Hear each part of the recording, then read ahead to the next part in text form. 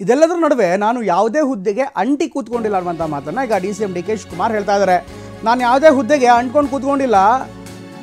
ನಮ್ಮ ಶ್ರಮದ ಮೇಲೆ, ನಮ್ಮ ತಾಕತ್ ಮೇಲೆ, ನಮ್ಮ ಅರ್ಹತೆ ಮೇಲೆ ನಮಗೆ ಹುದ್ದೆಯನ್ನು, ಜವಾಬ್ದಾರಿಯನ್ನು, ಅವಕಾಶಗಳನ್ನು ಕೊಟ್ಟಿದ್ದಾರೆ. ಈ ಅವಕಾಶಗಳು, ಹುದ್ದೆಗಳು ನಮ್ಮ ಶ್ರಮದ ಆಧಾರವಾಗಿ, ಅವರವರ ಶ್ರಮದ ಶಕ್ತಿಯ ಆಧಾರವಾಗಿ ಅವರು ಬರುತ್ತೆ.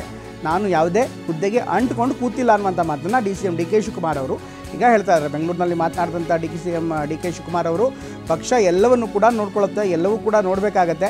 ಜೊತೆಗೆ ಅವರ ಶಕ್ತಿ, ಸಾಮರ್ಥ್ಯ, ನಾಯಕತ್ವದ ಗುಣ, ಸಂಘಟನೆಯ ಗುಣ ಇದೆಲ್ಲವನ್ನೂ ಕೂಡ ನೋಡಬೇಕಾಗತ್ತೆ. ಹೀಗಾಗಿ ಇದೆಲ್ಲವನ್ನು ನೋಡಿ ಹೈಕಮಾಂಡ್ ಅಂತಿಮವಾದಂಥ ನಿರ್ಧಾರವನ್ನು ಮಾಡುತ್ತೆ ಅಂತ DCM DK ಶಿವಕುಮಾರ್ ಈಗ ಹೇಳ್ತಾ ಇದ್ದಾರೆ. ಕೆಪಿಸಿಸಿ ಅಧ್ಯಕ್ಷರು ಬದಲಾವಣೆಗೆ ಒತ್ತಾಯ ಮಾಡ್ತಾರಲ್ಲ, ಕೆಲವು ಬೀಗ ಬೀಳುತ್ತಾ ಅಂತ ಸರ್? ನೋಡಿಯಪ್ಪ, ನಾನಂತೂ ಯಾವುದಕ್ಕೂ ಯಾವ ಸ್ಥಾನಕ್ಕೂ ಹುಡ್ಕೊಂಡು ಹೋಗೋನಲ್ಲ. ಇದು ಹುಡ್ಕೊಂಡು ಹೋಗೋದು ಸಿಗೋ ಸ್ಥಾನಗಳಲ್ಲ. ಇದು ಯಾರಿಗೇ ಆಗಲಿ ಆಫರ್ ಮಾಡಬೇಕು.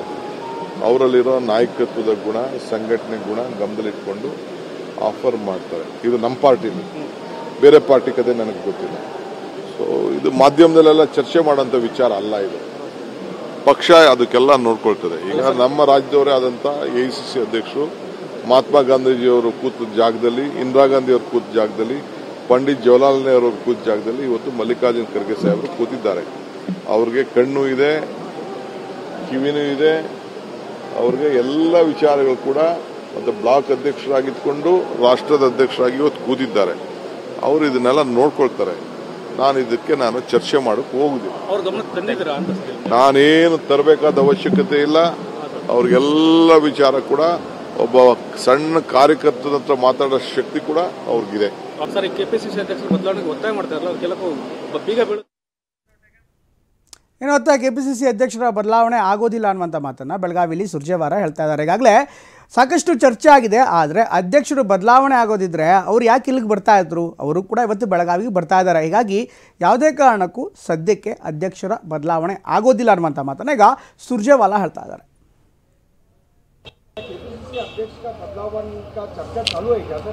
मैंने अभी आपको बताया कि KPCC के अध्यक्ष आ रहे हैं, तो बदलाव होता तो आ क्यों रहे होते?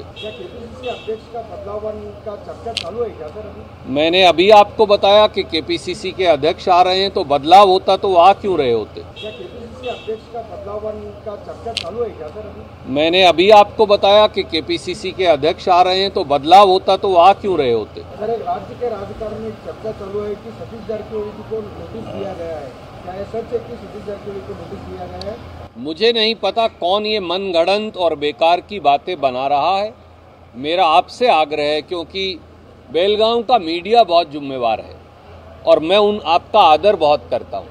इस वजह से जिस प्रकार से संयम और जिम्मेवारी से आप काम करते हैं, उसके लिए आपको साधुवाद है। ना किसी मिनिस्टर को, ना किसी और व्यक्ति को, और कोई कारण भी नहीं है।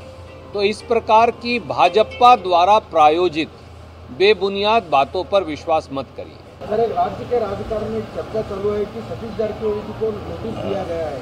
क्या ये सच है कि सतीश जारकिहोली को नोटिस दिया गया है? मुझे नहीं पता कौन ये मनगढ़ंत और बेकार की बातें बना रहा है। मेरा आपसे आग्रह है, क्योंकि बेलगांव का मीडिया बहुत जिम्मेवार है और मैं आपका आदर। ರೈಟ್, ಈ ಎಲ್ಲ ವಿಚಾರಗಳ ಬಗ್ಗೆ ಮಾತನಾಡೋಕ್ಕೆ ನಮ್ಮ ಜೊತೆಗೆ ನಮ್ಮ ಪ್ರತಿನಿಧಿ ಪ್ರಸನ್ನ ಜಾಯ್ನ್ ಆಗ್ತಾರೆ. ಪ್ರಸನ್ನ, ಬಹುಶಃ ಕಾಂಗ್ರೆಸ್ ಮನೆಯಲ್ಲಿ ಸ್ವಲ್ಪ ಅತಿರೇಕ ಅನ್ನುವಂಥದ್ದು ಅಥವಾ ತೀರಾ ಜಾಸ್ತಿ ಆಯಿತು ಅನ್ನುವಂಥ ರೀತಿಯಂಥ ಬೆಳವಣಿಗೆಗಳು ಇತ್ತೀಚಿನ ದಿನಗಳಲ್ಲಿ ಆಗ್ತಾ ಇದೆ. ಇದ್ರ ಜೊತೆಗೆ ಈಗ ದಲಿತ ನಾಯಕರ ಸಭೆ ಕೂಡ ಸಾಕಷ್ಟು ದೊಡ್ಡ ಪ್ರಮಾಣದಲ್ಲಿ ಚರ್ಚೆ ಆಯಿತು.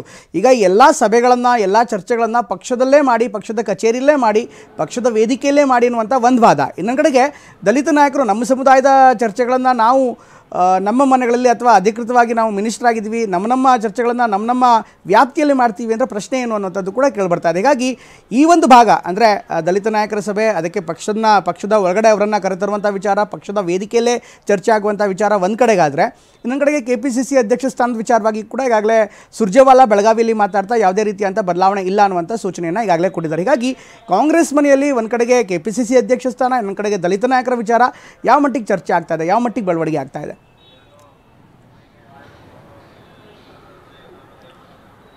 ಪ್ರಮೋದ್, ಕಾಂಗ್ರೆಸ್ನಲ್ಲಿ ಶುರುವಾಗಿರುವಂತಹ ಯಾವುದೇ ಗೊಂದಲಗಳಿಗೂ ಕೂಡ ಇತಿಶ್ರೀ ಬೀಳ್ತಾ ಇಲ್ಲ ಮತ್ತು ತಿಳಿಯಾಗಿಲ್ಲ. ಅದರಲ್ಲೂ ಪ್ರಮುಖವಾಗಿ ದಲಿತ ನಾಯಕರು ಪ್ರತ್ಯೇಕ ಸಭೆಯನ್ನ ಮಾಡೋದಕ್ಕೆ ನಿರ್ಧಾರ ಮಾಡಿದ್ದು ಎಲ್ಲೋ ಒಂದ್ ಕಡೆ ಇದೆಲ್ಲವೂ ಕೂಡ ಬೆಳವಣಿಗೆಗಳು ಸ್ಪಾರ್ಕ್ ಆಗೋದಕ್ಕೆ ಕಾರಣವಾಯ್ತೇನೋ. ಅದಾದ ಬಳಿಕ ನಡೆದ ಬೆಳವಣಿಗೆಗಳೆಲ್ಲವೂ ಕೂಡ ಇದೀಗ ಹೋಗಿ ಬಂದು ಕೆಪಿಸಿ ಅಧ್ಯಕ್ಷ ಬದಲಾವಣೆಯ ಹಂತಕ್ಕೆ ಬಂದು ನಿಂತಿದೆ. ಇದೀಗ ದಲಿತ ನಾಯಕರು ಪ್ರತ್ಯೇಕ ಸಭೆಯನ್ನ ಮಾಡಿಯೇ ಮಾಡ್ತೀವಿ ಅಂತ ಹೇಳಿ ನೇರವಾಗಿ ಮತ್ತು ಖಂಡತುಂಡವಾಗಿ ಹೇಳ್ತಾ ಇದ್ದಾರೆ. ಈ ಕಾರಣಕ್ಕೋಸ್ಕರ ಇದೀಗ ಡಿ ಕೆ ಶಿವಕುಮಾರ್ ಅವರು ಕೂಡ ಹೈಕಮಾಂಡ್ಗೆ ಒಂದಷ್ಟು ಅಂಶಗಳನ್ನ ಮನವರಿಕೆ ಮಾಡಿಕೊಡುವಂತ ಕೆಲಸವನ್ನ ಮಾಡಿದ್ದಾರೆ.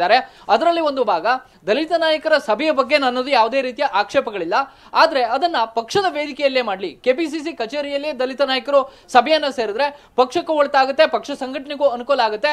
ಅಕಸ್ಮಾತ್ ಹೊರಗಡೆ ಇದನ್ನ ಸಭೆಯನ್ನ ಪ್ರತ್ಯೇಕವಾಗಿ ಮಾಡಿದ್ದೆ ಆದ್ರೆ ಅದು ಪಕ್ಷದ ಕಾರ್ಯಕರ್ತರಿಗೆ ಮತ್ತು ಉಳಿದಂತಹ ಬೇರೆ ಬೇರೆ ನಾಯಕರಿಗೆ ತಪ್ಪು ಸಂದೇಶ ರವಾನೆ ಆಗುತ್ತೆ. ಹೀಗಾಗಿ ಪಕ್ಷದ ಚೌಕಟ್ಟಿನಲ್ಲೇ ಆ ಸಭೆಯನ್ನ ಮಾಡಿದ್ರೆ ಒಳ್ಳೆಯದು. ಅದರಲ್ಲೂ ಕೆಪಿಸಿಸಿ ಕಚೇರಿಯಲ್ಲೇ ಆ ಸಭೆಯನ್ನ ಮಾಡಿದ್ರೆ ಇನ್ನಷ್ಟು ಒಳ್ಳೆಯದು ಅನ್ನುವಂತಹ ಒಂದಷ್ಟು ಮಾತನ್ನ ತಮ್ಮ ಅಭಿಪ್ರಾಯವನ್ನ ತಿಳಿಸಿದ್ದಾರೆ. ಆದ್ರೆ ದಲಿತ ನಾಯಕರು ಇದಕ್ಕೆ ಒಪ್ಪಿಕೊಳ್ಳೋದಕ್ಕೆ ಸಿದ್ಧವಿಲ್ಲ. ಅವರು ಕೂಡ ಬೇರೆ ಬೇರೆ ಲೆಕ್ಕಾಚಾರದ ಆಧಾರದ ಮೇಲೆ ನಾವು ಸಚಿವರಿದ್ದೀವಿ, ಸಮುದಾಯದ ನಾಯಕರಿದ್ದೀವಿ, ಸಮುದಾಯದ ಸಮಸ್ಯೆಗಳಿಗೆ ಸಂಬಂಧಪಟ್ಟ ಹಾಗೆ ನಾವು ಪ್ರತ್ಯೇಕವಾಗಿ ಸಭೆ ಮಾಡಿದ್ರೆ ಯಾವುದೇ ರೀತಿಯ ತಪ್ಪಿಲ್ಲ ಅನ್ನುವಂತ ವಾದವನ್ನ ಮಾಡ್ತಾ ಇದ್ದಾರೆ. ಇದರ ಜೊತೆಗೆ ಕೆಪಿಸಿ ಅಧ್ಯಕ್ಷ ಬದಲಾವಣೆಯ ವಿಚಾರವೂ ಕೂಡ ಇದೀಗ ಸಾಕಷ್ಟು ಚರ್ಚೆಗೆ ಗ್ರಾಸವಾಗ್ತಾ ಇದೆ. ಪ್ರಮೋದ್, ಪ್ರಸನ್ನ, ಇದೆಲ್ಲದರ ನಡುವೆ ಇವತ್ತು ಮಹದೇವಪ್ಪನವರು ಪರಮೇಶ್ವರ್ ಅವರನ್ನ ಭೇಟಿಯಾಗಿದ್ದಾರೆ. ಹೀಗಾಗಿ ಮಹದೇವಪ್ಪ ಮತ್ತು ಪರಮೇಶ್ವರ್ ಅವರ ಭೇಟಿ ನಡೆದ ಸಹಜವಾಗಿ ಸಾಕಷ್ಟು ಕುತೂಹಲವನ್ನು ಮೂಡಿಸ್ತದೆ. ಯಾಕೆಂದರೆ ಇವತ್ತು ಕಾಂಗ್ರೆಸ್ನಲ್ಲಿ ಆಗ್ತಾ ಇರುವಂಥ ಬೆಳವಣಿಗೆಗಳನ್ನು ನೋಡ್ತಾ ಇದ್ದರೆ ಅದನ್ನು ಅವ್ರು ಹೇಳ್ಬೋದು ಇಲಾಖೆ ವಿಚಾರಕ್ಕೆ ಸಂಬಂಧಪಟ್ಟಂತೆ ಮಾತನಾಡಿದ್ವಿ. ಸಹಜವಾಗಿಯೇ ದಲಿತ ಸಮುದಾಯದ ಇಬ್ಬರು ಪ್ರಬಲ ನಾಯಕರು ಭೇಟಿಯಾದಂಥ ಸಂದರ್ಭದಲ್ಲಿ ಅಲ್ಲಿ ರಾಜಕಾರಣ ಅಥವಾ ಪ್ರಸ್ತುತ ರಾಜಕೀಯ ಚರ್ಚೆ ಆಗಿಲ್ಲ ಅಂತ ಹೇಳೋದಕ್ಕೆ ಸಾಧ್ಯವೇ ಇಲ್ಲ. ಹೀಗಾಗಿ ಇವರಿಬ್ಬರ ಭೇಟಿಯಲ್ಲಿ ಏನಾದರೂ ಮಹತ್ವದ ಮಾತುಕತೆ ಆಯಿತಾ?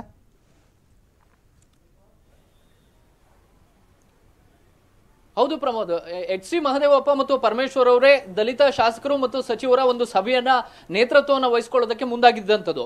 ಅವರು ಇದೀಗ ಪ್ರತ್ಯೇಕವಾಗಿ ಇವತ್ತು ಬೆಳಗ್ಗೆ ಭೇಟಿಯಾಗಿದ್ದಾರೆ. ಮೇಲ್ನೋಟಕ್ಕೆ ಇದು ವೈಯಕ್ತಿಕ ಕೆಲಸಕ್ಕೆ ಅನ್ನುವಂತಹ ಮಾತನ್ನ ಪರಮೇಶ್ವರ್ ಮತ್ತು ಮಹದೇವಪ್ಪ ಅವರು ಹೇಳಿದ್ರು ಕೂಡ ಸಹಜವಾಗಿ ಸದ್ಯದ ರಾಜಕೀಯ ಪರಿಸ್ಥಿತಿಯಲ್ಲಿ ದಲಿತ ಸಮುದಾಯಕ್ಕೆ ಒಂದು ಸಂದೇಶ ರವಾನೆಯಾಗಿದೆ. ಅದು ಹೈಕಮಾಂಡ್ ನಾಯಕರಿಂದಲೇ ದಲಿತ ನಾಯಕರ ಸಭೆ ಮೊಟಕಾಯಿತು ಅನ್ನುವಂತಹ ರೀತಿಯ ಸಂದೇಶ ರವಾನೆಯಾಗಿದೆ. ಅದನ್ನ ಬ್ರೇಕ್ ಥ್ರೂ ಮಾಡಬೇಕಾಗಿದೆ ಮತ್ತು ಅದಕ್ಕೆ ಇಲ್ಲ ಸಮುದಾಯದ ಪರವಾಗಿ ಹೈಕಮಾಂಡ್ ಇದೆ ಮತ್ತು ನಾವೆಲ್ಲ ದಲಿತ ನಾಯಕರು ಕೂಡ ಸಮುದಾಯದ ಪರವಾಗಿದ್ದೀವಿ ಅನ್ನುವಂತಹ ಮೆಸೇಜ್ ಅನ್ನ ಪಾಸ್ ಮಾಡಬೇಕಾಗಿದೆ. ಇದೇ ಕಾರಣಕ್ಕೋಸ್ಕರ ಮತ್ತೊಂದು ಸುತ್ತಿನ ಸಭೆಯನ್ನ ನಡೆಸಬೇಕು ಅಂತ ಹೇಳಿ ಈಗಾಗಲೇ ದಲಿತ ನಾಯಕರು ತೀರ್ಮಾನವನ್ನು ತೆಗೆದುಕೊಂಡಿದ್ದಾರೆ.